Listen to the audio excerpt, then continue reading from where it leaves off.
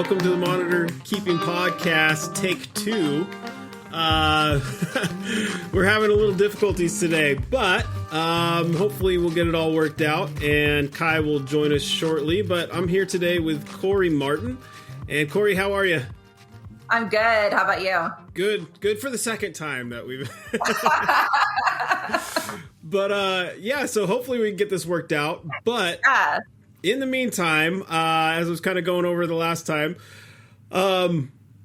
it's a pleasure to have you on. I've been wanting to talk to you.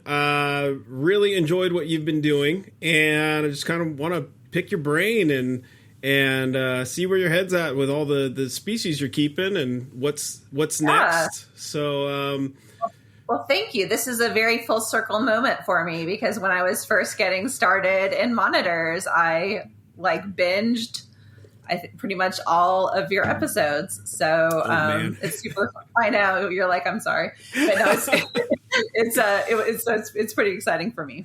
So thanks for having me on. My pleasure. But what was it that led you down this road of self-destruction into monitors? I just wanted to get as much information as possible. I'm really big on research, and you guys had a lot of really great people on, and you went pretty deep into a number of different subjects, particularly like nutrition. You guys are very thoughtful about your approach. And so it was a really good introduction to everything. Wait, are you saying that the podcast introduced you to monitors? I'm saying the podcast. Yeah. You're laughing. I apologize. No, it didn't introduce me to monitors. No. But as I was getting into monitors, I was just wanting to learn as much as I could. And y'all were, and you guys were a great resource. So, well, thank you. That's always good to hear. Yeah. For a second, I thought we were in trouble there. So no. I was already in deep at that point. Good. What was the first monitor you started off with? It was Pilbara's. Oh wow! Just jump right in, huh? I just dove right in, yeah. And ironically, they're the only species I've completely gotten out of. Mm-hmm. So. It's funny you say that, but there are a lot of people I talk to, and they'll maybe ask, when are you going to start working with Pilbara's? And my answer is always like, I should, but I just don't want to. And I don't want to. I like them so much. They're so pretty. Yes.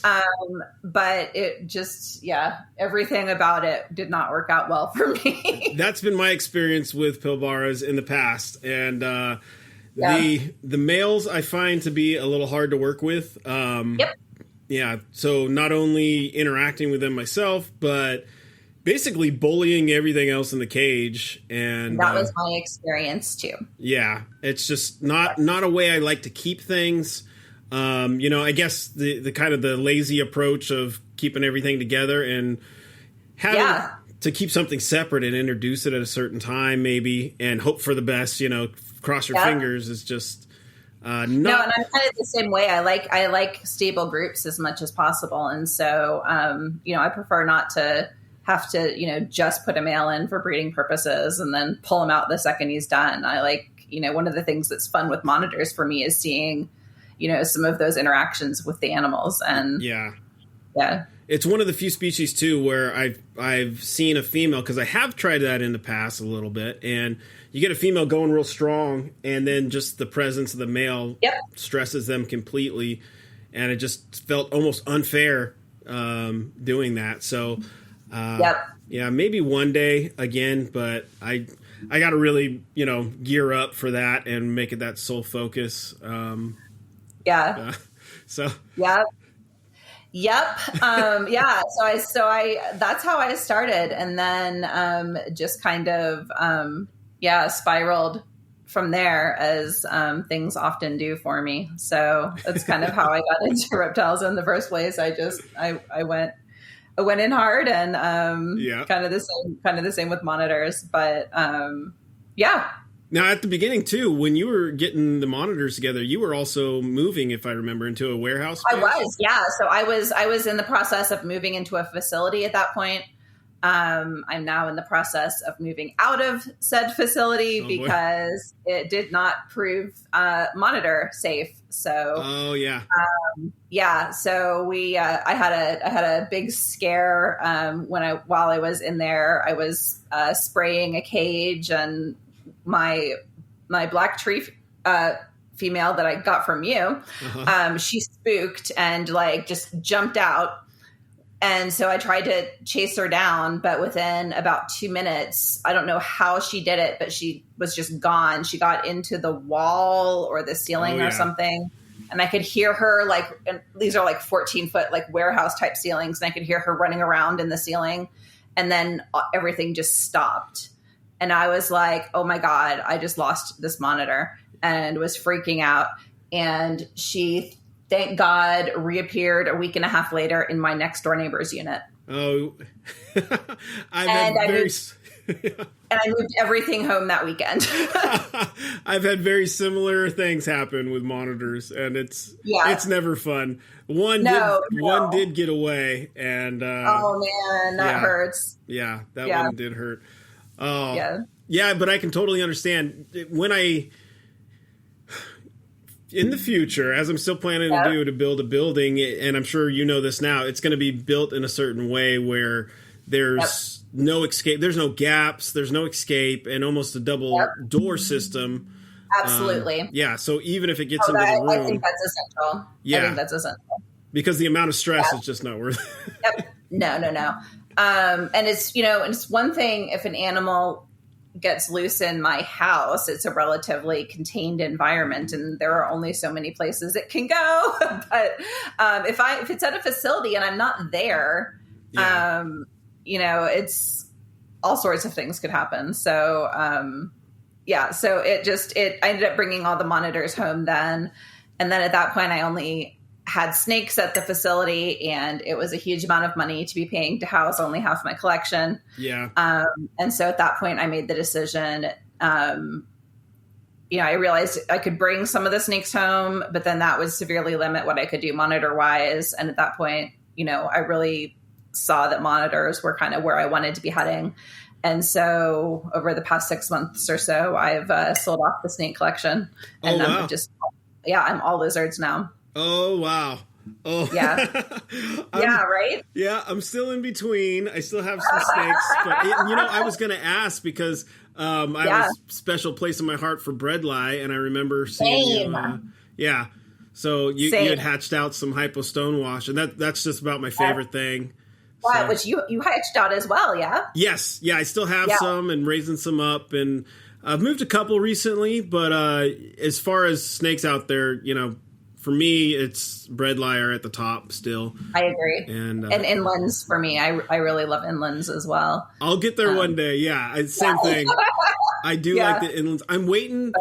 I'm waiting for it to progress to some of to replicate some of the ones we've seen coming out of Australia and whatnot. Oh my gosh, yes. Yeah. So when they have some of those pretty darling ones. Yeah. When I start seeing some of those, there's going to be no chance, and I'll dive right in. But until then, those guys out there working with them, keep it up. Keep up the good work. Yes, I know. And the silver pepper ones too. Like I would love it if those someday made it to the U.S. somehow. But Yep. I agree. And then I still got a few things, but and I'll keep working with snakes. But is there so you're totally out, or is there anything you're going to keep working with? I'm totally out. I was originally I was just going to get rid of the ball pythons, and then keep most of the carpets and I had black-headed pythons too. Yeah. And when I realized that would mean that I would seriously limit what I could do monitor wise, I ended up deciding to move those out.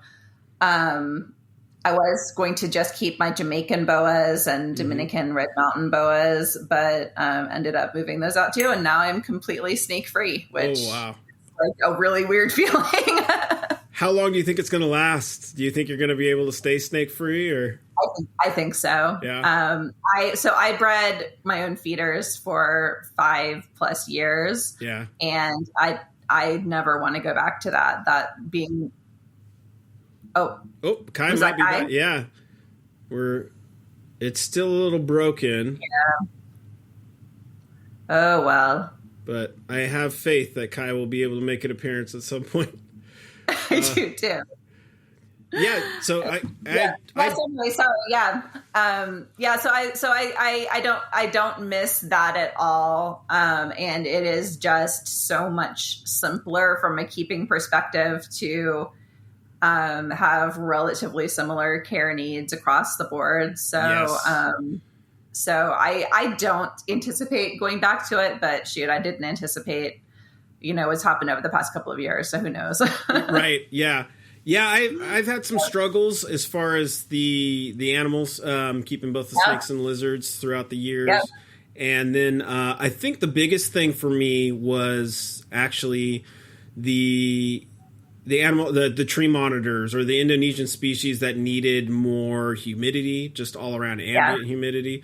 That's what I struggle with. When out here, it's like I can put two bread light together and they just go for it. And same with the monitors for some of the Australian stuff. But as far as the Indonesian stuff, it's been a bit of a struggle. So. I run, I think I have 4 separate humidifiers at this point that I run to increase my just ambient humidity in spaces where I have the monitors. Yeah. Because if I rely just on spraying cages, I'm never going to have the kind of humidity that I need because I'm in Texas and we, where I am in Texas, at least we have some similar issues humidity wise. So that's the thing that I have to work the hardest with and fight against the most is humidity. Yeah. So I've actually thought, okay, when I do get the chance to build whatever building I want to, well, not whatever building, but the building that I want to, if I do want to keep some Indonesian species, I almost feel like I have to make it 2 separate buildings or not. I'm sorry. Internal divider in the building. And, to the point where, I can keep one side a lot more humid than the other side, and then just figuring all that out and maybe,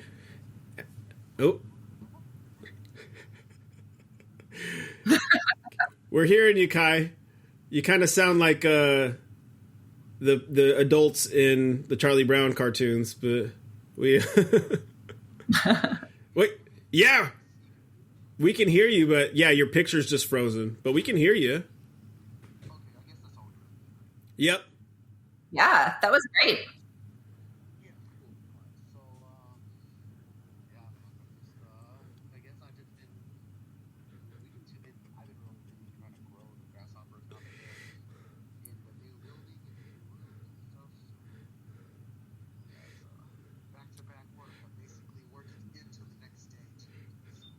Wow. Are you just jumping in from where I left on the last conversation?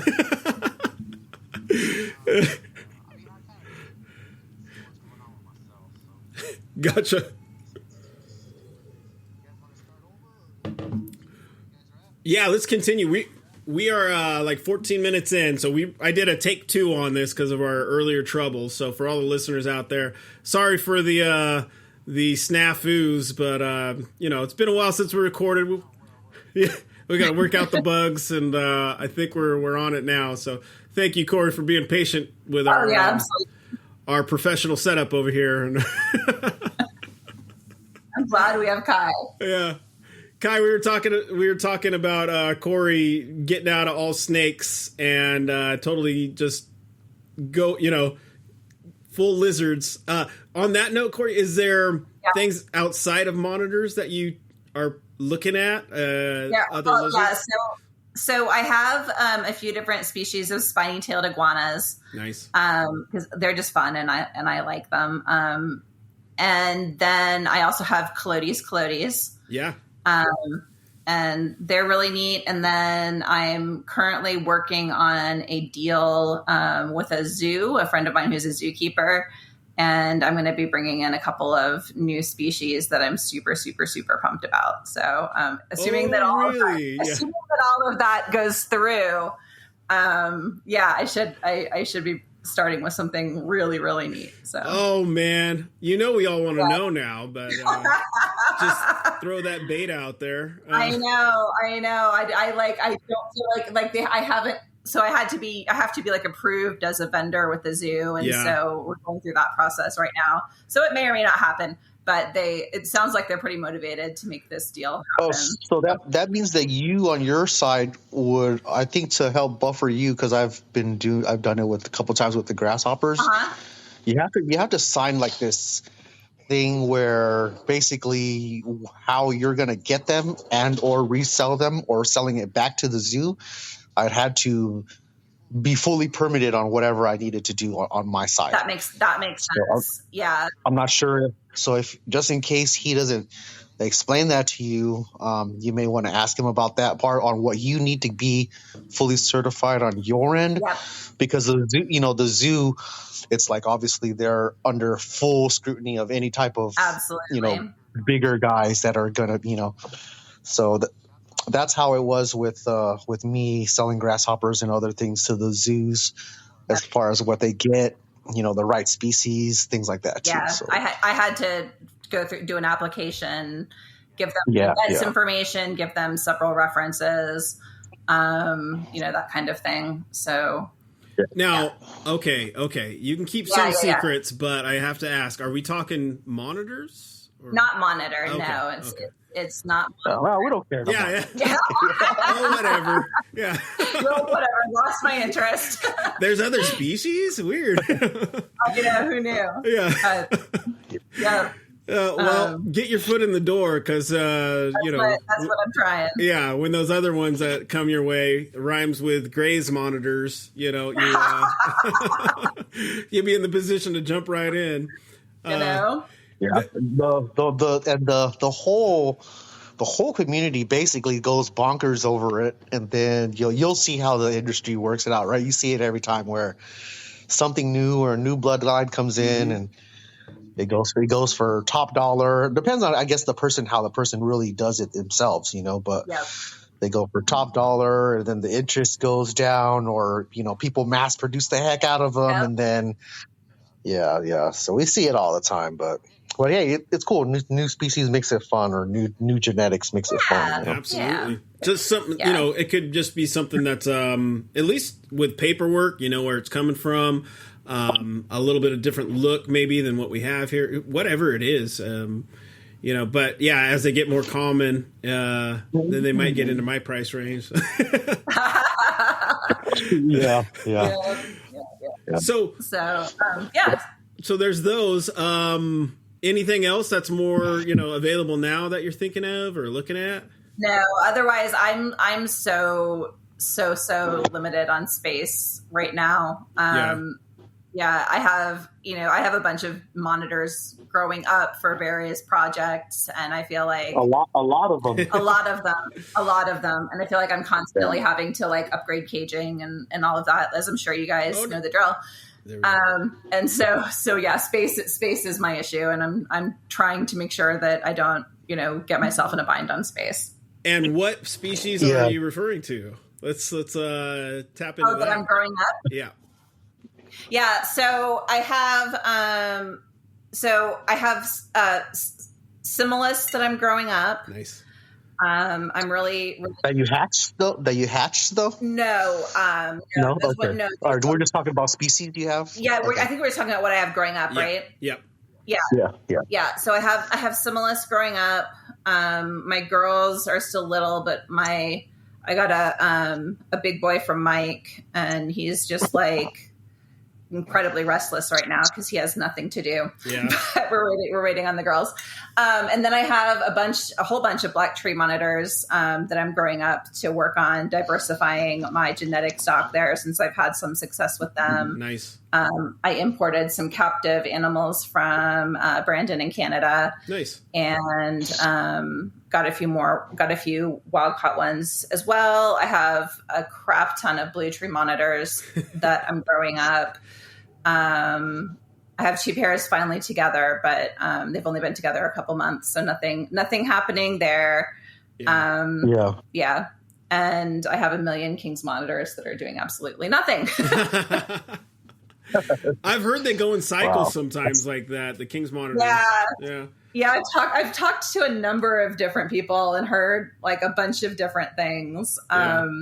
I'm not giving up hope on them yet. Like I get eggs, but they're just always either slugs or infertile. Yeah. And so, yeah, it's and there might be some incubation issues as well, but I've gotten some ideas on that. So we'll see. Yeah. But they've been the one that's just frustrated the crap out of me because I've gotten many rounds of clutches from them, and it's all been garbage so far. Yeah. Are you still working with Oh, go ahead, Kai. No, good. We're good. It's hard for me to tell when you're talking because I can't see if your mouth's moving on this, but like the facial expressions to go with it. But are you still working with the Peacock monitors? I am, yeah. Nice. So I got my first clutch recently. Very nice. That one completely took me by surprise. I literally was like talking to someone that morning, like trying to get rid of them because I was like, nothing's happening. These guys are just taking space. Nothing's going on, and I should just make room for other stuff that actually does something. And then Did Alan ever tell you how he got his? no. Oh gosh, yeah. Yeah, tell her that story when you get a chance. Yeah. So I had randomly talked to Mike earlier in the week, and he commented that he had he had a bunch of them and never saw copulation, never saw anything lay, and then after he moved them out, had eggs like all over the enclosure and just hadn't realized it. Yeah. And so I started digging up my enclosure. I didn't find anything, but later that day I changed the water and there were eggs underneath the water bowl. And so several of them were like kind of moist and not any good. Yeah. But 3 of them look like they're probably going to go the distance. So we're about a month in and they're all in really good shape. So that sounds very familiar to me as far as the limited, I guess, success, if you want to call it that I had was clutches along those lines. When I first got them, what Kai was referring to, they actually came from Kai. They got picked up at a show for me, and then they got back to me and then laid, I think it was 13 eggs. I mean, just gorgeous pair, 13 eggs. Yeah. Early white eggs. Like, we didn't even know that they were. Basically, I helped this guy who's actually like a childhood friend of mine. Like, we're not doing reptiles together. We just went to middle school, the same town, and then later when we were adults, like I was helping him get into monitors more. So like I saw when they came in from underground, they were like basically, I don't know, like you know how they come in from, those guys. They come in really messed up looking, right? Yep. And we got them good and going, and he was trying forever too. And I would be over at his place like, hey, do this, and eventually he gave up, right? He's like, I'm going to get into other stuff. And then that became the thing where I encouraged him to, hey, I'll just, take them to the show. Or Alex was the one that went, Alan went through Alex, and then Alex helped kind of, facilitate the whole thing. Yeah. And so I brought them to the show, not knowing that they were gravid or about to lay either. Yeah, not knowing at all, because obviously they weren't really my lizards fully, and so I just kind of oversaw them, right? Yeah.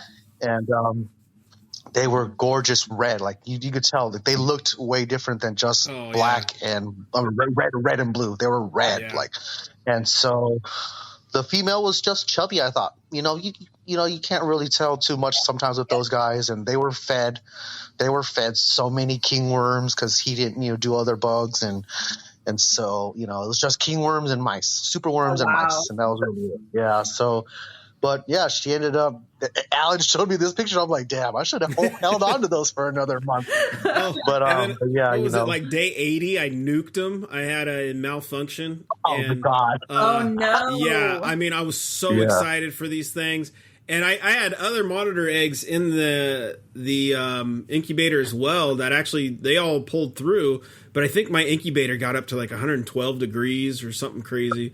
And so I stopped using that thermostat completely, any of that brand. And Didn't really have those issues again, but yeah, it caused a spike. Wow. And yeah, just totally killed my heart. I'm sure. Yeah, because they looked great. I mean, they all looked just perfect. And yeah, so I nuked them. And then it was real hit and miss after that.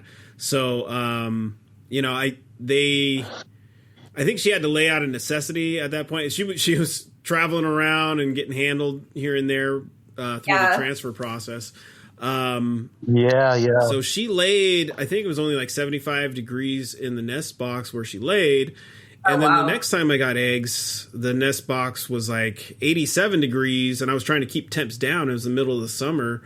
So, and then every once in a while I would just find eggs and not know they were there. I mixed in, to try to keep humidity to a certain point, I had mixed in some of that coconut husk, but also the chunks like what you use for snake, reptile chips stuff, just to soak those and throw those in.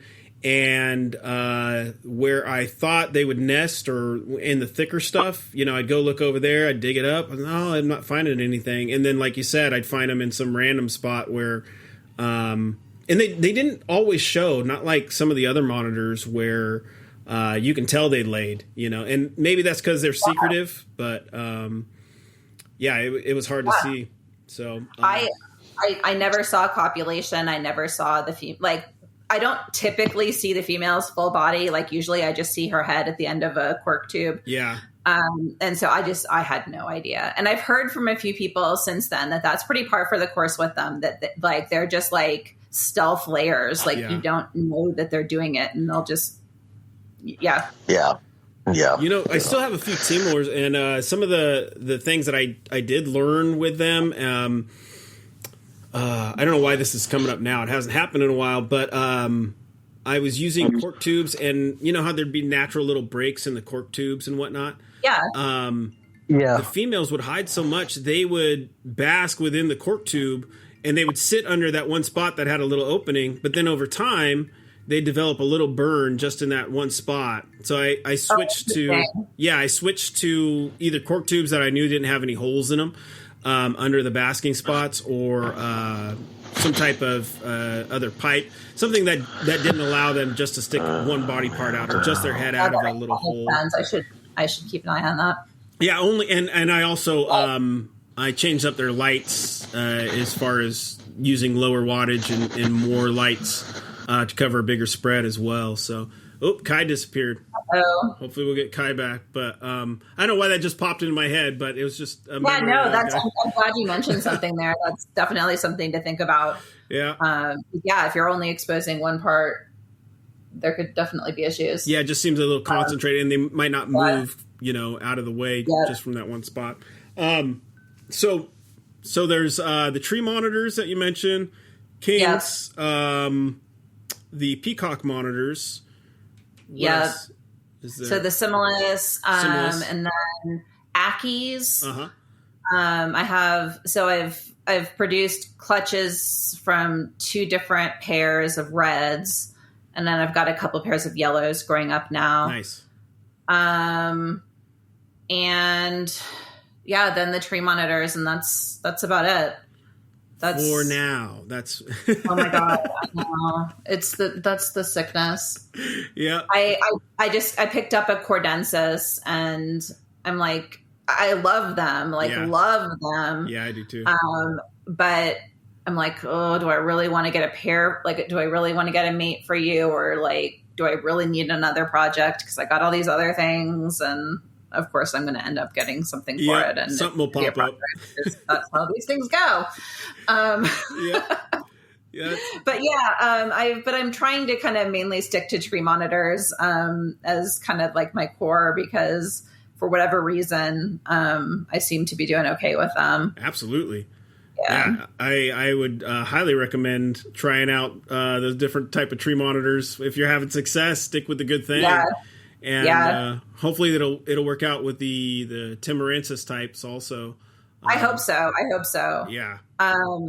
So I currently have pairs. I have 2 pairs of blues paired up, blue tree monitors. I've got a pair of yellows that have been locking up like crazy the past 2 weeks. Nice. So hopefully like another month or so, I should get a clutch from them. I've got blacks. I've got actually 2 pairs of blacks paired up now.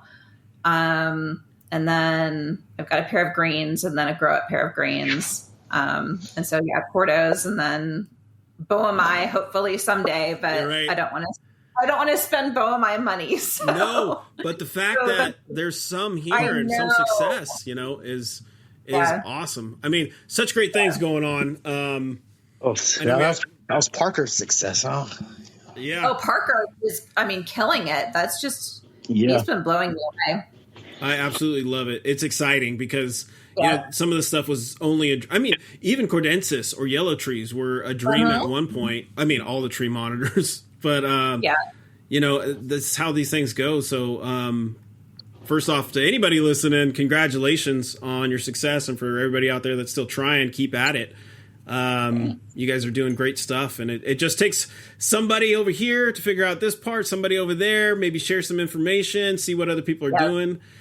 Social media is great for some of this stuff, and people start having success, and then that's one of the things I've really enjoyed about the monitor community so far is things have been incredibly collaborative.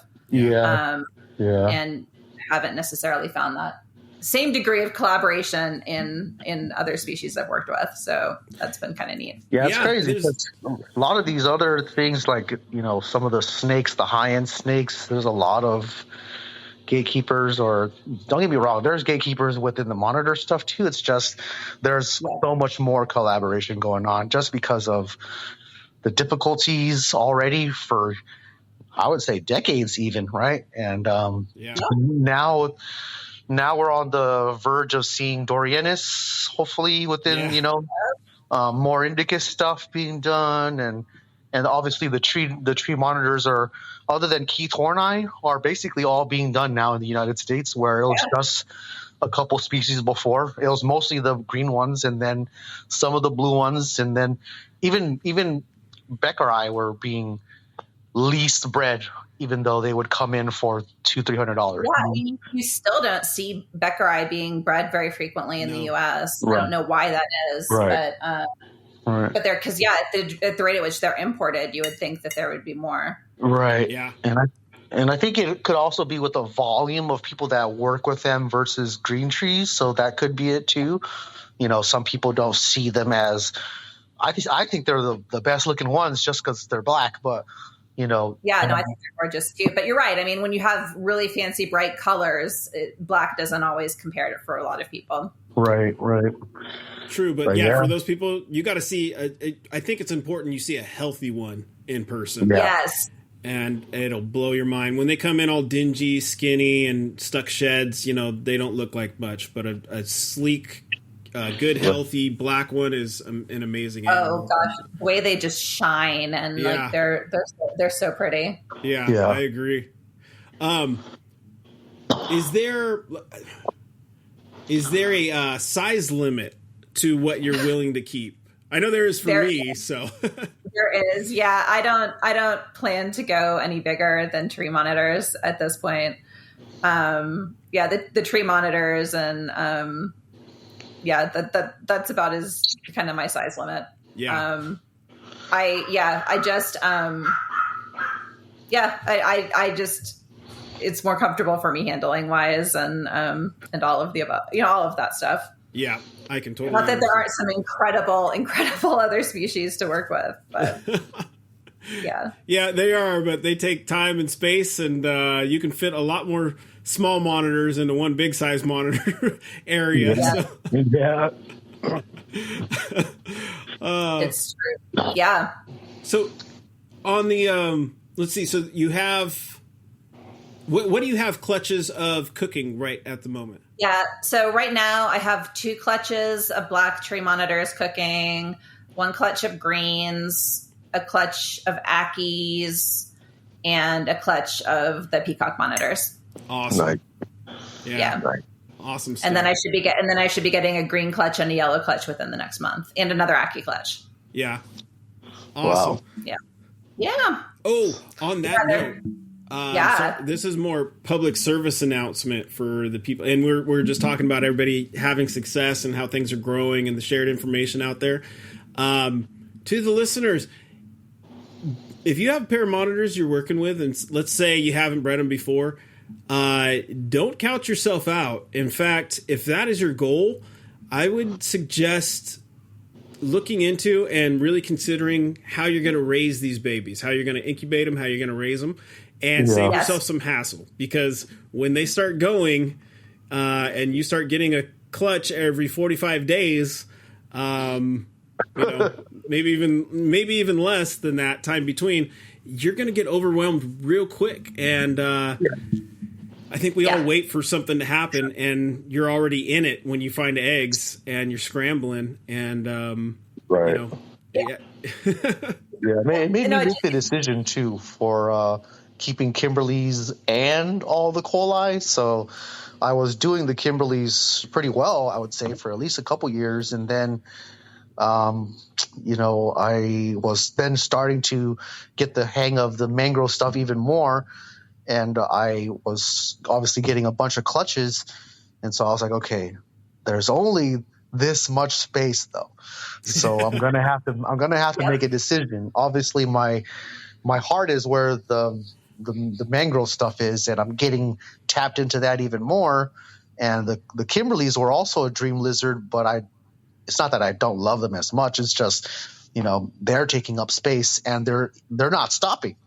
Obviously they're so much more prolific. They hatch at another 60 to 70 days faster. And, it's just the volume of how much they produce versus the volume of 1 or 2 clutches of mangrove stuff, almost doubles or triples what I produce in mangrove. So I had to make the decision. All right, I'm going to sell all my Kimberleys. So I'll sell all I had like 2 or 3 holdback pairs that I was growing up. And I just said, I'm going to take that, put it towards the indicate stuff, and kind of just been at the mercy of mangrove monitors lately. So, yeah. Well, your group is incredible. So it seems like you've made some good choices there. Absolutely. I do have some monitors, man, that I don't need to get into any other species, but you make it hard. Don't get me wrong though. They're definitely almost a headache. There's a lot of them, and then the fact that they're so they're so troubling towards each other, man. Like they're fighting, and I do post pictures of the pairs that get along, and then there's there's pictures and pairs of the ones that are always fighting and stuff like that. And so they're a headache. What's up, Joe? I'm on a podcast. Yeah, they're wonderful headache. Yeah, man, I have to separate them and play vet and like there's a lot of back and forth with, all right, do I want to pair them? Man, like he just bit the heck out of her tail, ripped her tail off, and it's nuts. Wow. And so to anybody wanting to get into the indicate stuff, brace yourself. Yeah. Brace yourself. Yeah. Wow. Yeah.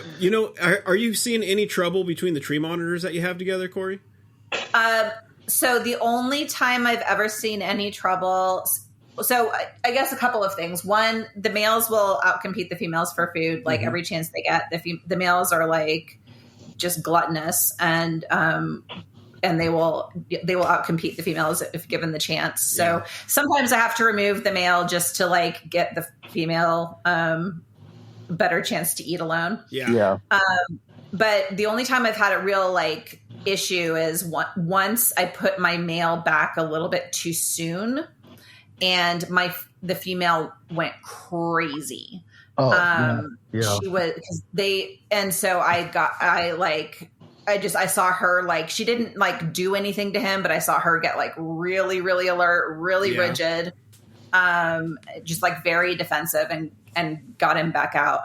But I've heard of things, not great things happening, with the females being super, defensive of the clutches. Yeah. And, that's actually pretty common, but the indicate stuff is like raw. Like, my females are the same way. It's sometimes they recommend you to almost pair them immediately after that first clutch, right? Like a week or two even, to kind of catch the cycle that's going on currently.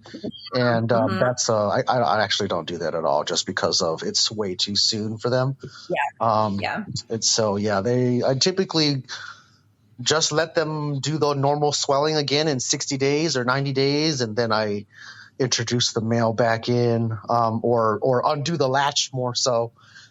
Some of the clutches that I get are just from them being together because they're so casual together, and I'm okay with that. But the ones that are giving me the good viable eggs often are the ones that are, more pinpointed, and I'm paying attention to the swellings and stuff like that. So that's interesting. Yeah, it's I breed a few different ways, not just put them together because I think it's okay. Some of them I'm just wishing they did their own thing because it obviously is a lot more headache. I just am not anticipating it because I'm not paying attention so much. You know what I mean? And so, I can only see the signs when they're showing them to me. And a lot of those pairs, they are okay together.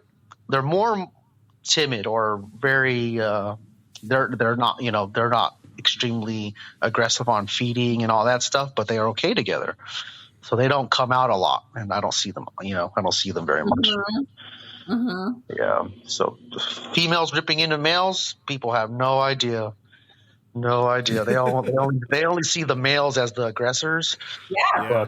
The females, are tough. Right. Yeah. You don't want to mess with an angry female. I'm just saying. Yeah. I don't. This is it's a group of Ackies, but there's one female in particular that the male has learned. He does his thing and then he goes and hides. And she's angry. She's out there. And from across the cage, like when I go in there with food and I'll see his head poke out, and she's out and about and she'll see his head poke out. He'll dip his head back in. Okay, I'll catch you later, buddy.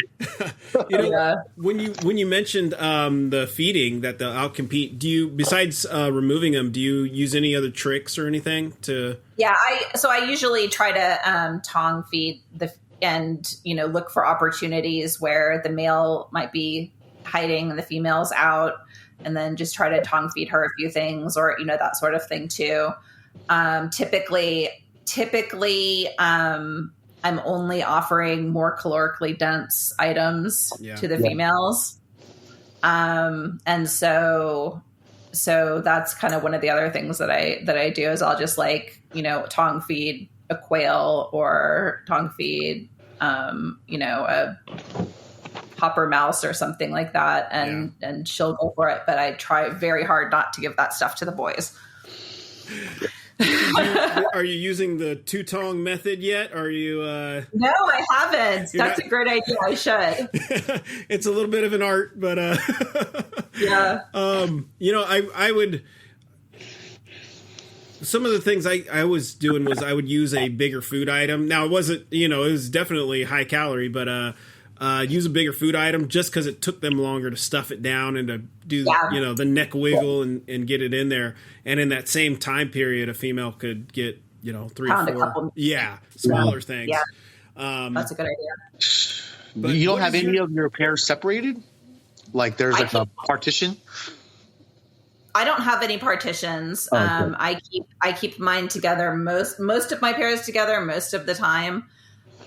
Except for around laying, or if the male starts getting really chunky. And usually when I pull the male around laying, I might feed him once once or twice while they're separated. Usually he's aggressively dieting while they're apart. Yeah, with a couple of my males, I just open the latch, take him back over for a couple hours, basically, because I typically don't always have him come back right away. And I'll just feed him there, and then I'll undo the latch later. But it gets to a point where there's 2 lizards jumping at you, and the lizards are kind of big. Where, man, how big of a food item can I really give you? To stop you from doing this, it'd be like a medium rat, basically, have to be. And so I just send the male over. Yeah. That makes a lot of sense. sense. I've pulled the male and like, because I don't have partitions, but I've pulled him into like a separate container while I feed the female and then put him back after as well. What is your approach, or I would say, what are your tree monitors setups look like? What are you aiming for? What is kind of the mindset behind putting together an enclosure for them? Yeah, so it's honestly a work in progress, and it's constantly evolving and over time. But typically, so most of my enclosures are 4x2x4s. I did just recently pick up some 4x2x6s to try out, and I'm curious to see how that goes. I'm a little worried about going to the larger size from a humidity control perspective, because that's one of the things that I have the most challenge with is managing humidity appropriately. Stick with what works, Yeah, exactly. And so I give them surface that they can climb on around the sides, usually lots and lots and lots of cork tubes. They really, really seem to like vertical cork tubes. The tree monitors do. And then, I just try to give them cover, try to have temperature differential throughout the enclosure. I'm working on getting misting systems into all of my cages. Yeah. We're partially there right now. And so I'm still hand misting a lot, which is obviously very labor intensive. Yeah. But I'm starting to get, I have like, cleanup crew in all my cages. So I've got like isopods and stuff so that I'm usually not having to do much in the way of poop cleanup, which is really, really nice. Yeah. And then I'm starting the process of getting into plants. I'm just starting to get stuff planted in my enclosures. So far that's going really, really well. I had fake plants in all of them before, but it seems to be helping the humidity with the live stuff. I know they can. And, I always had trouble with plants in cages, but, I wanted to try it with tree monitors, and maybe in the future I would, specifically tree monitors and the Timurensis types also. Yes. I wanted to try it in those, and I don't think I'm going to worry about it with the Aussie species. But also, you talked about bringing everything home and out of the warehouse. Yep. So do you have them is it a garage or is it in the house? Oh, in my house. So my dining room is converted to a reptile room. Oh boy. And then I have a media room upstairs that's also a reptile room. And then I have random cages everywhere. So I've got a pair of tree monitors in my living room. I've got some in my bedroom. I have, I have them all over the place. So who's lucky enough to go into your bedroom? My husband is very, the very babies tolerant. get my bedroom, right? The babies come into our bedroom, so I can basically obsess over them. But who is lucky enough to be in your bedroom? What species? So I have Ackies in my bedroom just because I have like my big Ackies that are older that actually started with Alan. So seniority got this, right? Seniority. So they needed the 6-foot cages that I had in there. So so I put them in there. So seniority kind of went out on that one. But the family room has them, and we have our green trees there. I have my green tree pair there, and we just like to watch them. Like it's just the whole family, the kids like to watch them. They'll dive bomb the glass and be stupid. And so that's really fun. And then I have my black tree monitor babies on top of them because I just want to look at them all the time. And you talk about humidity issues, and I know in a house you can have you can't keep that same humidity level all the time, and so it can definitely be a game. Yep. So I think about these things and I'm like, wow, what could you do? I almost consider sometimes building cages that have basically like a grow tent around it. for those people that are like the one-offs in the house, just making a totally clear grow tent or clear panels on all sides that is maybe, pretty tight dimensions around, but maybe another foot on top of the actual cage if it can fit. And then there's a couple, those I think ZoomEd and other companies make them, the humidifier, those like one cage humidifiers. Yes. Yeah. So I have a one cage humidifier in with my greens right now, and that seems to be working really well. Yeah. Alan, you don't, no, go ahead. No, go ahead. So for me, since I'm in a super dry area, and for anybody that's kind of listening, if you guys are suffering the same thing, I guess, you guys could be too. They're in most of my big cages, especially the ones that are on the floor where the cold air kind of just sucks out the moisture and humidity on some stuff. Or at least like it's cold, so it's not creating any heat to make humidity. I have within the thick 1-inch plywood that I'm typically using all around the enclosure, I have a thinner area that's basically specifically made just for a heat pad to penetrate through, so that the section of a wall is 1 inch, not 1 inch. It's only like maybe either that 1/4 inch or 1/2 inch plywood where a heat pad could penetrate through, right? And all I do is just have soil up against it, or most of the time it's like, let's say within the female section of the cage, right? So I've specifically had these made, or when I was trying to put them together with a friend, that section would be made a little bit differently, only to accommodate heat pads attached to it. I have a couple methods. I've kind of I think I showed you before where it was like a heat pad within a PVC sleeve, right?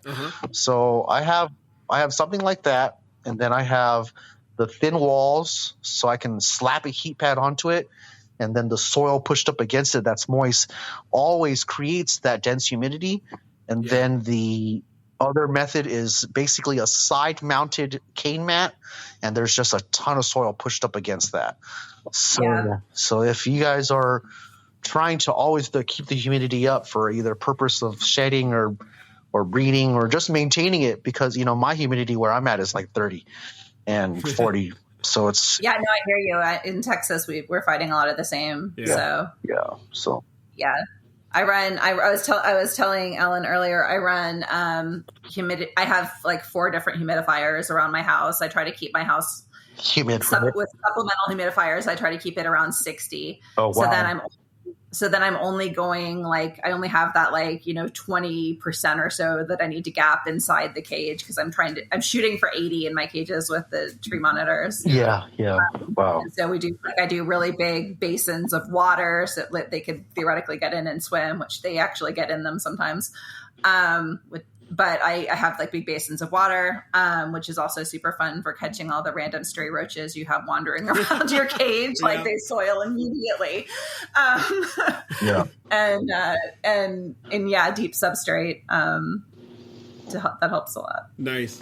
Are you using a lot of nest bins? So I only put a nest bin in for laying, and I have and I put a heat pad underneath it, and that's worked really well for mine for laying purposes. Yeah, but I don't keep the lay boxes in the rest of the time. The tree monitors usually, because their nesting is usually just hanging out inside a vertical cork tube. Yeah, that's where they want to be, and so that's kind of where they'll spend their time. Gotcha. You mentioned the stray roaches. I was also, I guess, second public service announcement.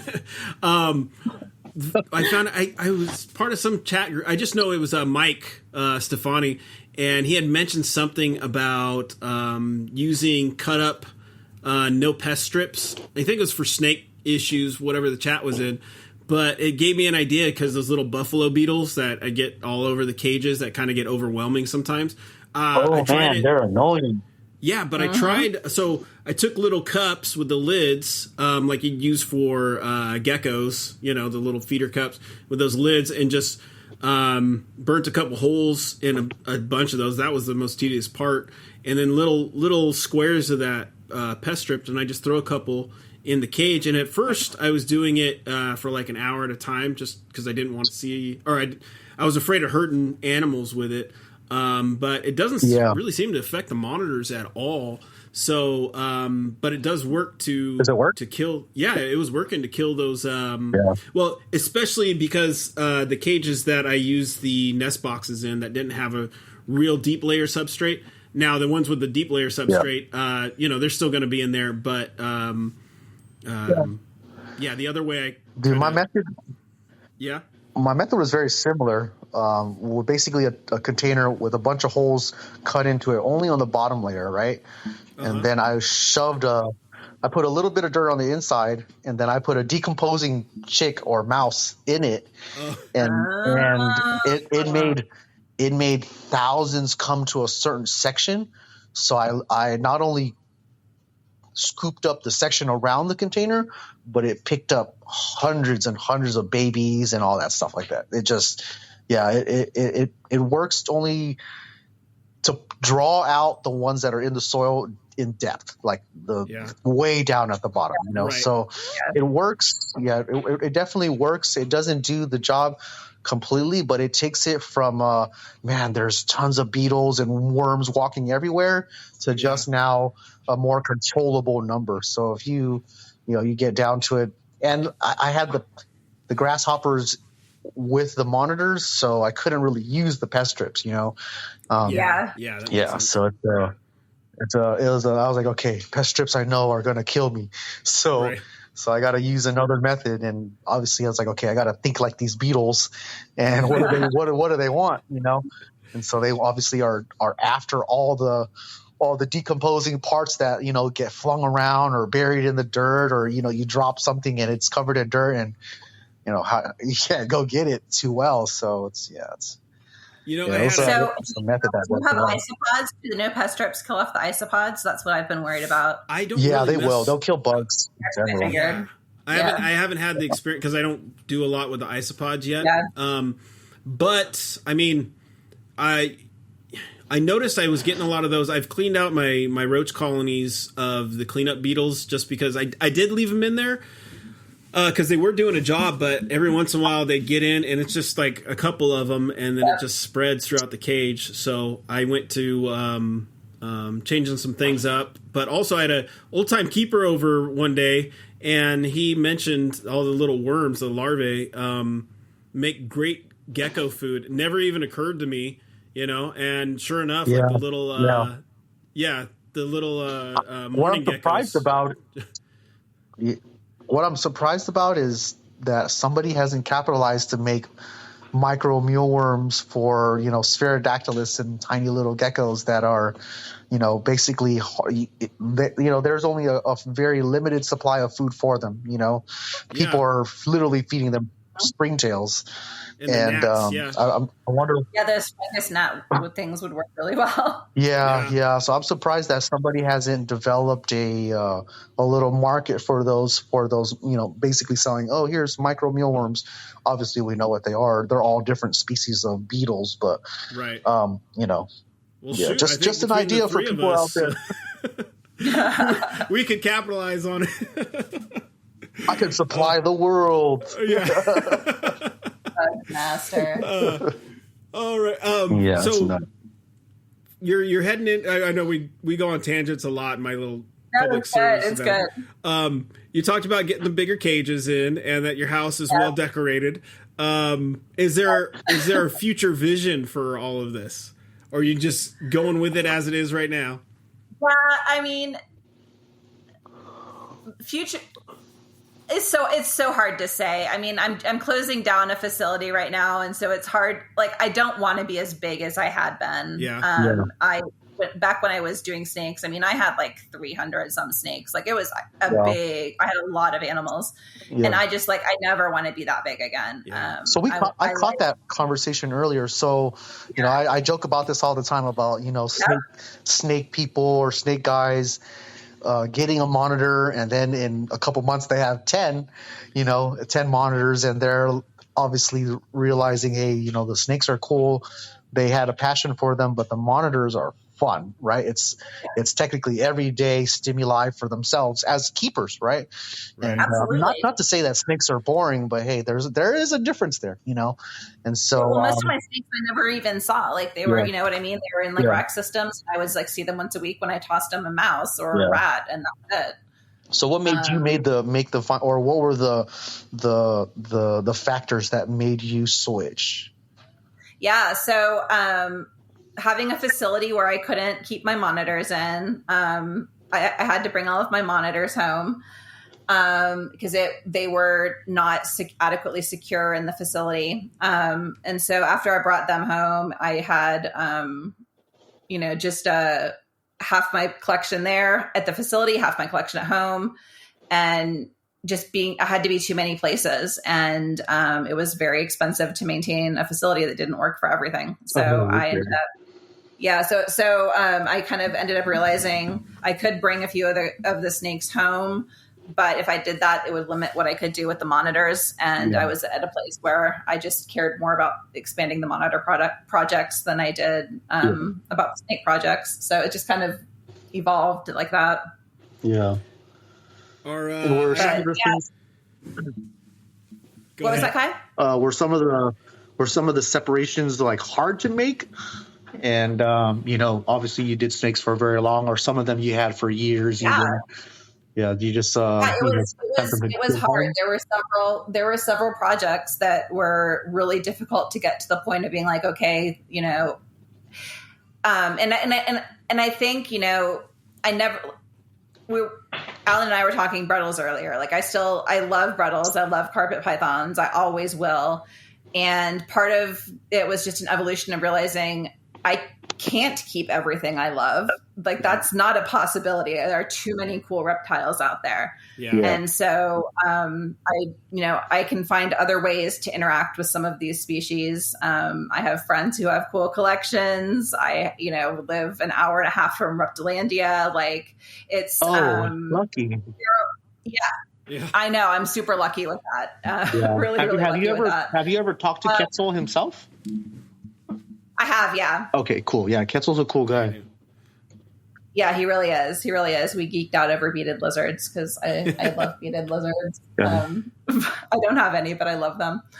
But yeah, so I think also just I know. Also just going on herping trips and stuff helped me like realize that there are just a lot of different ways to interact with animals other than keeping them. And so that kind of like, I guess, freed me up a little bit to let go of some of the things that man, so you had like a whole epiphanies when you went on these trips, huh? Yeah, no, for sure. I do. Like sometimes getting away from your day-to-day life and like being able to look at it from afar gives you just a different perspective on stuff. And it honestly, it's been on some of the trips where I've been like, oh shit, this is what I need to do. Yeah. Absolutely, 100%. I love to touch on that. What Aiden is doing, not only with his captive collection and killing it with the Dual monitors, but getting out there and actually keeping his feet on the ground in the real world, and going around herping and whatnot. And on that note, Kori, you got any plans to come out towards California to do any herping? I don't, but I need to so bad. There's so much in California. I really, really need to. And there's some stuff on the coast. Sadly, the coast is so densely populated now versus several years ago. I mean, obviously it's California, right? It's the big cities up and down the whole thing. But man, where Aiden goes, so me and Aiden live more like the valley-ish area, so we're like an hour from the beach, right? An hour and a half from the beach, roughly, something like that. And so where we get to go and then you only go about another hour until you're closer to the very deep parts, and it's just desert and valley areas, and he goes to do very fun stuff out there. Yeah, man, I'm actually really proud of him. And so if you're planning on trips, man, go from the valleys inlands towards connecting Nevada, Arizona, all those places where it's fun. It's a lot more fun than it is coming here to the coast. There's incredible stuff. I was talking to Justin the other day, and just also on Utah and how much cool stuff there is there too. Oh man, I still can't believe some of those collared lizards are real. I know. I've seen them. I've never caught them and every time he catches one, I'm so impressed. The people that can catch like collared lizards and coach whips. Yeah. Oh yeah. In the chat, coach whips are. I don't know how people catch coach whips, right? But yeah. Sorry, that's another tangent. We're going on again. But so let's. Have you sold any of the babies you produced yet? I have. Yeah. I At first with the black tree monitors, I was like, I'm not selling any of these. I'm keeping them all. And then, after a couple months, I was like, wait a minute, that means all of them need cages and they're all the same genetics. And this is probably not the greatest idea. So, so I shipped off one of the blacks already. I'm holding on to one of them for a friend who's going to be taking one.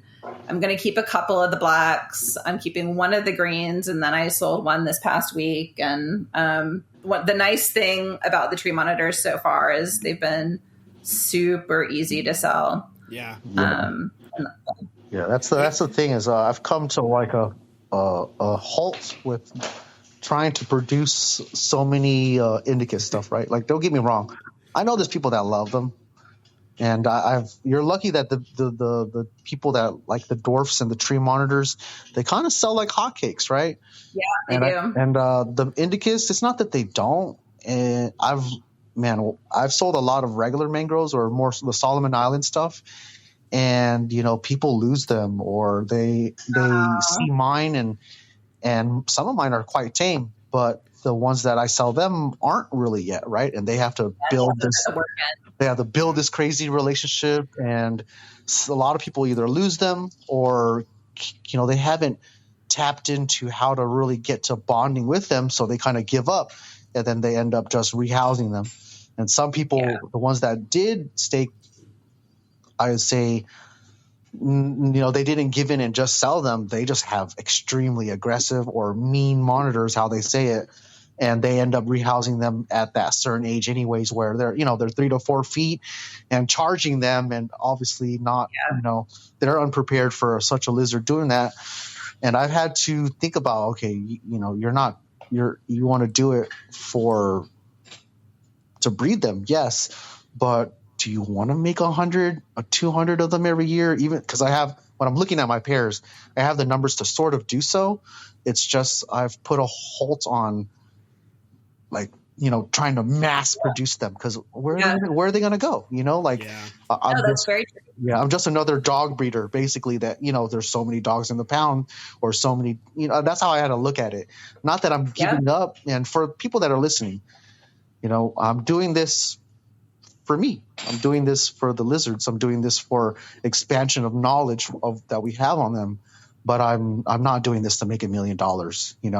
I'm not doing this so I can flood the market and quote unquote make a ton of money from it.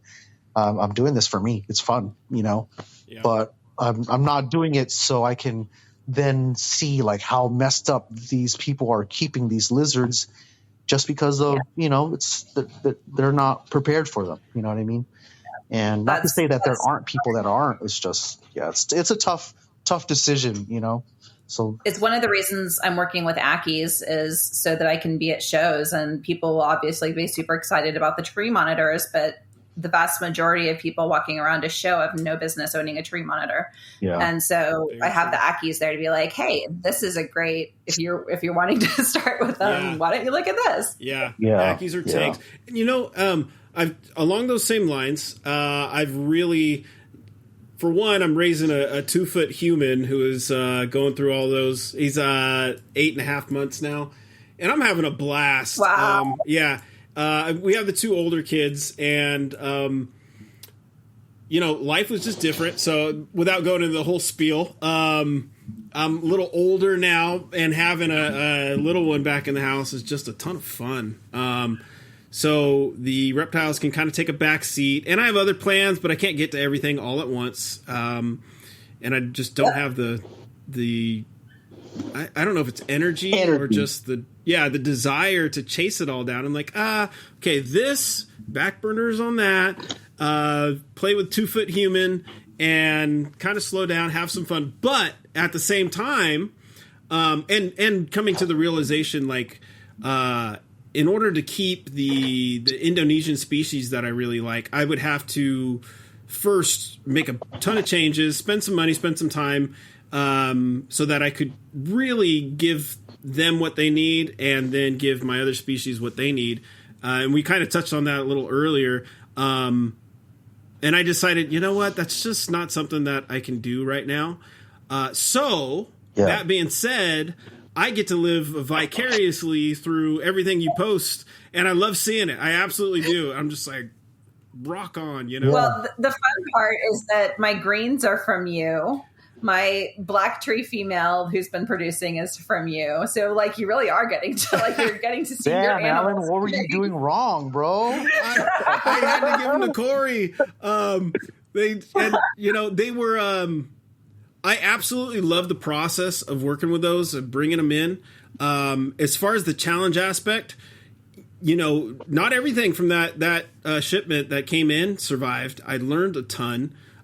There was a process of, just getting the lizard mites and the ticks almost one by one off of them and what worked, getting them feeding. And then, especially with the tree monitors, seeing that initial switch where they came around to trust a little bit was just absolutely amazing, because all the other monitors I'd really worked with have been captive bred for generations at this point with all the Australian stuff. To see that switch where they come around, they trust you, they're looking good, they're looking healthy.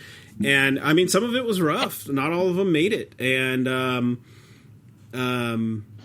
but yeah, along those lines. Go ahead. Sorry, man. I didn't mean to cut you off. Oh no, I was just going to finish up with saying, the fact that, a good portion of those went to you, Kori, and that you're killing it. I absolutely, my heart is just so happy. And so, now I can do what I'm doing and then check Instagram and see something that you got going on. And I mean, it just, I show my wife and I'm like, yes, and I hope to see even more and big things. Cause you got a good handle on what's going on right now. Yeah, you popped up out of nowhere, kind of. For the at least in the monitor world for sure. I kind of had a real fast rise in the monitor stuff. And I just, and it was truly you did a great job raising those animals up. Like, they were super healthy and wonderful. And literally they just had to spend a little time to adjust to my environment. And then they were ready to go. It was, you did the hard work of it. To see the female black tree, I remember a conversation about it. She had she had that weird elbow thing that scared me to death. Yep. And it still pops up sometimes. Really? It's like it inflames, right? And because I went to see if it was broken, I remember being out there at the emergency vet at 2:00 in the morning, and they're like, "We've never seen this before." Like the elbow thing? No, a tree monitor. What do you call it? And it actually led to some good things. There's some good people over there, and but it was scary. And so we had that conversation. And I was like, "Hey, this is what's going on with her." But to see her now doing great, and the greens, I mean, I love those greens. They're and we were talking before that in some of your babies you have, that one in particular you mentioned that has those great colors on it. I mean, build an army. Just, I mean, don't build an army, a small army. Right, Yeah. right. A reasonably responsible army. Absolutely. So That's a good way to word it. with some of the the listeners, not everybody's a breeder, and a lot of people just want pets, and we're kind of speaking along the terms of producing and things like that. For you, what do you coming from snakes that you're sometimes holding, but like you said, you're only really seeing them once in a while. The lizards, because of obviously they can be, some people kind of related as like a dog, where you're a lot more interactive. They show a lot more cognitive thinking, things like that. What do you use them for? Are they just like things that they're in a cage and they produce for you, or are you obviously bonding with some of them and there's more of a relationship there? Yeah, no, there's definitely relationships with them, and it's it's one of the things that I enjoy the most about them is I'll just sit in my room and watch them, because the several, like the pair of black tree monitors I put together are super bonded. They're super close. They are really into each other. And it's so much fun to watch how they interact. And I enjoy observing them, because there's, I don't know, aside from the whole breeding part of it, there's so much I can learn about them just by watching them. And that's really fun for me. And I'll sit there and I'll like have a cup of coffee and open up the cage and give the animal the opportunity to come out if it wants to. Yeah. Usually they don't, sometimes they do. So I don't know. All of that's just really fun for me. Those are the fun parts. And I've had to kind of snap back and grasp that again, because it's like like the last couple of years I've been able to produce the coli, for especially last year, but even the years before, I'd produce some, and then I got better, produced more, but then like I wanted obviously to produce more, so I bought more animals, things like that, right? And the industry or people or Facebook groups and the followers that like talk to you, they want you to produce more and more and more, because obviously you're selling out, and there's people that are asking you when you'll have more. And I didn't want to lose the fun and just be some type of puppy mill, right? And I had to like stop, like be like, hey, you don't want to put too much pressure on yourself, the lizards, your mental, your everything that's going on, just to produce these lizards for other people. And I had to kind of put a halt on breeding, even though they're still going at it. It's just I'm not super eager. Even if I see a female that's at the stage of introducing, I just didn't do it and kept them separate. And I've been playing so much more, just interacting with all the new ones that I got, playing with the older ones that have been sort of just breeding for me. Breeding and eating and pooping, that's all there were, right? And I wanted to get back into it, and I started bonding with some of the more aggressive ones that were, and working out techniques on the super shy ones, and kind of taking myself back, like, hey, you're it's not that I was losing interest, it was, man, I just can't make money and produce them and think about that as the only thing I get out of this. And so absolutely, I had to stop. It's a recipe for burnout to do that, and it's not like there are so many easier ways to make money than this stuff. Like it's you have to enjoy it. Yeah, absolutely. And that's where working with new species, like you mentioned, you're getting some top secret stuff. But it does. It helps, keeps it alive a little bit. Yeah. And some of that's true for me too. And the other thing we touched on is sometimes it's just getting out and seeing your local reptiles out in the wild. Just watch them. Just see what they do. And and that was something else I did want to ask you, because you do travel, and at the end of this, I'll ask you where people can find you and whatnot to see some of your photos and what's going on, because I think it's absolutely great. But when you travel, what do you do with your animals? How do you take care of that, or what's your approach? Yeah. So typically it's just me traveling and my husband and kids are still at home. And I leave very, very, very explicit, detailed instructions on what they need to do. And so far that's worked pretty well. And but we're doing a family vacation next month, and I have some very good friends who are reptile keepers who I'm having come in and work with the animals while I'm gone. And it does limit the ability to do travel, especially monitor, with snakes. I could just, skip a week of feeding and they'd be fine. And but the monitors need daily work. And so, I have to have people come in and help with them, whether it's my family or friends. So that's where the automatic watering system will come in nice. But also, I wish I could have like an overhead roach compartment that I could just hit something from my phone and like roaches would go fall in all the cages. Yeah. That's terrible, man. The stuff of nightmares. Yeah, just for travel. But so you can keep them feeding.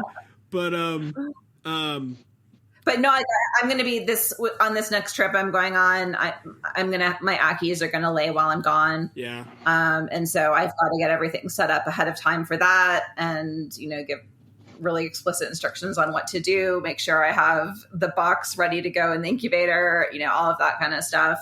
I have my greens and blacks will be in the range where it's possible they could be hatching while I'm gone. Ooh. And so I know it breaks my heart. What's weird is in those cases, I would never even leave. Like, I mean, I skipped for that reason this last time. But yeah, it's that part is going to be really hard. Yeah. I've found with Ackies, there was times when I've had them hatch. They did have to stay in the incubator for 4 days or so, and they did fine. They were still, for the most part, still living off that yolk sac. But it's never fun. It's not something you ever want to do. No, the stress alone would just make me go, what's going on? Like, I'm dumb. Yeah. I should have stayed home. I'm stressing out. And then obviously whatever you're doing. I mean, and it's for me. It'd just be leaving for the day to go home to San Diego, or to do something for a day, and it's like, hey, like this female is laying right now, if the male is on the other side, and if he wants to, he can just break through the barrier and get over there, and so it's like, so part of the fun, guys. It's stressful. So you're getting we covered a few things. We covered some basic approaches, your humidity issues, and you said you got away from feeders for the snakes, but are you still doing feeders for the what feeders are you doing for the monitors? So they are primarily eating dubia, like that's their bread and butter.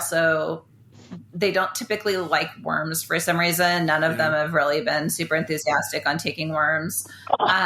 Sometimes sometimes I'll do crickets because they like the motion. I've ordered from Kai a couple times. I've tried doing grasshoppers 2 times. Me too. And I failed miserably both times. Me too. Yeah, it's tricky. I have to just tell people it's consistent, but also a lot of the little things that add up to it. Like I said, I can't leave here. I can't leave for a period of time, or I can't slack, and then all the little things in between. So what other feeders you got going on? Say what? What other feeders are you doing as well? Yeah, so I also have lobster roaches going. But then outside of bugs, I have a few different things. So quail, like Dale quail, is one that I do a lot. That's like in the backyard. Say what? Is that done in the backyard? Oh, I don't breed them. No. Sorry. I should have clarified that. No, those that's it for what I'm working on. Is just is The bugs. I lost track of what the question was. That was my fault. I did do button quail for a brief period of time, but it was just they smelled and it was more work than I wanted to put into it. Yeah. So yeah, I'm just doing dubia and lobsters and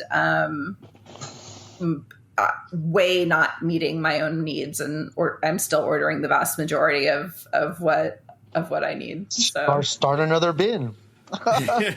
The lobsters will get there. Oh man, the one thing I will say about lobsters is they do climb walls, and so you have to really be on top of keeping them in. And I mean, just a couple get out, and they get into my like dubia colonies, and they take them over. And so I really have to watch it with the dubia. They lower the production. I don't know if they're messing with the babies or the eggs or whatnot. Probably both. Yeah. Yeah. But I have had to do it. So again, here very soon, I'm going to consolidate I think it's 4 bins of dubia back probably into 2 bins, cleaned out, no lobster roaches in them. And not only reapply some of the stuff and make better lobster roach bins, but make more secure dubia bins for things trying to get in. Try to put it on a moat. Yeah, you're right. That would work. Use a larger bin with a couple bricks as your setting purposes, and then water lined up. I mean, shoot, they might be able to swim too. Those roaches are nuts, man. I use bins that are like gasketed bins. Yeah. And then I have the top cut out, and then I have a mesh that's on top that's like such a fine mesh that like literally nothing can get through. Even gnats can't get through it. The micron mesh, yeah. Those are good things. I'm actually setting some up to make, because all the commercial stuff that's standard meshing where gnats and forage flies can still get through. So I'm currently making some for the other parts of the grasshopper areas, so no flies can get through. And I had to invest in this micron mesh where it's small air particles can only get through, and that's it. Yeah, that's they're bins from Home Depot. I'm sure other people make them. They have a actual clear acrylic top. I've used them before for raise up cages that I'm using, but they have a gasket, a little rubber around the inside. Either those or there's a couple other products out there. I just really like the rubber that's on the inside of those. And with the clear acrylic top, I like to be able to, you can look in there, but there's 2 supports kind of on the inside. If you were to look at them, you could see you can kind of cut a rectangle right in the top, and it would still stay pretty rigid. And then add that's the only thing I'm not sure of is I was looking at a really small like hardware cloth, but it looks pretty medieval, and then rivet that to the top, or actually getting like a little aluminum frame and then rolling in the screen and then finding some way to attach that'd be real secure. Nothing could get in. But I would still I'm trying to do it in a way where they could still stack. But I know that's future Alan's problems. So right now, oh my God, that's like what I say all the time. That's a future Kori problem. all the work for feeders, right, guys? All the work for just the feeders. It's the truth. So much work. And go ahead, Kai. No, go ahead. I wasn't saying anything. I was just saying, So, and then there's always keeping up on feeding them, and I still have to continuously kill spiders that get in and start doing stuff. But what was I going with? Oh, the lobsters in the future Alan again. If I would really help myself out designing cages that were pretty much bug tight. I want to say airtight, but in the sense that roaches could not escape. So if I could build it with almost gasketed front doors or sliders, probably swing open front doors that have a gasket around that close real tight to the front, and then all the vents. Use whatever vent I'm going to use, but then also use micro mesh either in front of or behind that vent to keep anything out with silicone barrier. The idea being making it bug tight. At that point, then I can just dump lobster roaches in because they're going to climb walls anyway. So Man, to prevent escape. You're okay with doing that? When I have you're comfortable with having them just, even if they didn't escape, they're just gonna repopulate in your cage, no? To a certain point, I haven't tried it. So I had thought about that. If some of them get away, then they're gonna repopulate. But to start them off in some of the dwarf monitor cages and see if the monitors themselves can keep up with the production. See if there's any issues with nesting because of it. I don't know. It's an experiment, but to have your all-in-one food source and cleanup crew, kind of, we'll see. But they would have to be tight. Yeah, real escape proof. So, I'll let you know. I'm working on. I'm trying to grow up. I'm putting big canyon isopods in with all of my animals. They're like big enough that they could be a food source. Nice. And I think that some cages they're eating them, but I hope. Yeah, I do want to try some isopods too. I'm not so sure about everything else, but some just big isopods. We have some local isopods, especially with things heating up. I can just honestly throw a board down or cut some grass and leave a pile out there and then rake it up and they should be all under there. So I've thought about using that and mainly for the I won't say full bioactive, just to see what they do. Because my main focus is still. Oh, they're incredible. Like they do such great work in all of the cages I have them in. Like I wouldn't do this without them in there. Like it so profoundly cuts down on my cleaning needs. Yeah. And like with your Ackies, you don't notice any issues as far as with the heat that the Ackies have and everything. Mm-hmm. No issues with the isopods. Oh, so they haven't been living in the Ackie cages. The Ackie cages are too dry. Yeah. Okay, so this is more. So it's just the tree monitors and the like the peacocks and similis and stuff. But gotcha. Yeah, Ackies are too dry for them. Okay. Well, we are at the hour and a half mark. We had a little bit of difficulties to begin with, but. With it being the weekend, Saturday and Mother's Day tomorrow, I don't want to take up too much time from everybody. Yeah. Happy Mother's Day, Kori. Yeah, happy Mother's Day. Thank you. We would definitely love to have you back on. You got a few things hatching this year, and we're going to hopefully get back into recording on a regular basis. I know is what Kai and I would both like to do. So we're glad that you're able to be with us the first episode of this year. Yeah, thank you so much for having me. I really appreciate it. Hey, we beat it. We're still in May, so we didn't make it halfway through the year without recording. But we'll do a catch up episode for life. But we wanted to focus on getting back, just talking about monitors. And you have such a diverse collection of what you're doing. I couldn't wait to have you on just to see and talk to you and see where your head's at with everything. And I like it. I'm digging it. So. But where? Well, thank you. Yeah, where can people find you? Yeah, so Kori Martin Reptiles on Instagram and Facebook. That's where I primarily am. I do also have a Instagram for my travel stuff. That's called Untamed Traveler. There's a link to it on my Kori Martin Reptiles Instagram. But nice. Yeah, those are the main places. Good stuff. All right, and Kai, glad to have you on. Yeah, thanks so much. Thank you. Next time we talk to you, you'll have spinulosis and what else? Kim's. And, oh my God, wouldn't that be amazing? See, you were supposed to say no. I know. I know. No, I would never. But good stuff, Kai. Where can people find you for anybody not familiar with you?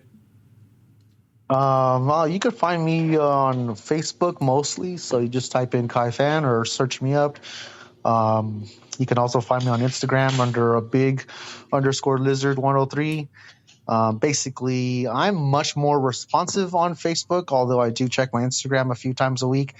I'm just much more through Messenger, and that's probably one of the easier ways to find me. I'm also on like YouTube and through the NPR network as well, under Mangrove Mecca and under the Monitor Keeping Podcast.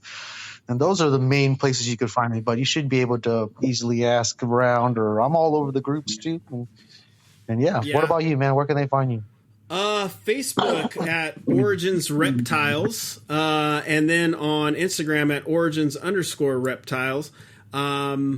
And I'm getting better. I looked back at some messages, and sometimes there's some changes. Like I just noticed on social media, now you're talking to the AI system or something, Meta AI. Oh man, that's annoying. I know. I find it annoying too. But things get disconnected, or somehow my reptile posts were getting linked to my personal posts from like Instagram to Facebook, and it wasn't supposed to do that. So every once in a while I got to reset stuff. But please keep bugging me or reach out. I think my number's floating around out there too. If you have a direct question, just send me a text or whatnot.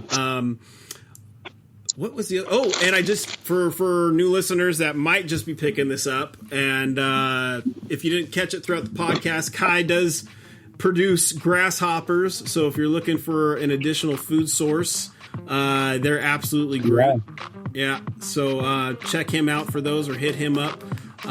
Pretty much if you look for anything monitor and grasshopper related, ask the AI. It'll point you towards Kai. All right. So that'll wrap us up. Kori, thank you so much. I'll end it here, but have a great weekend and enjoy Mother's Day. Thank you so much. You guys too. Bye. Thank you.